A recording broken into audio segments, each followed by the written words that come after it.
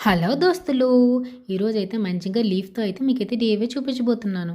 ఈ విధంగా అయితే మనమైతే క్లేని తీసుకొని మొత్తం కూడా కలిపేసుకొని ఇక చపాతీ పిండిలా కలుపుకొని ఈ విధంగా చపాతీ చేసుకుంటాము. నెక్స్ట్ ఏమో మనం తెచ్చుకున్న లీఫ్‌నైతే ఉంది కదా! దాన్నేమో దీనికి పెట్టేసి రిమైనింగ్ ఎక్స్‌ట్రా తీసేసుకుంటాము క్లేని. ఆ తీసేసిన క్లేని అయితే ఈ విధంగా ఒక షేప్‌లో అయితే పెట్టేసుకున్నాను. నెక్స్ట్ ఏమో ఈ మనం పైన పెట్టుకున్న ఆకునైతే తీసేసి అంచులనైతే మనం ఈ విధంగా ప్రెస్ చేసుకోవాలి కొంచెం పైకి.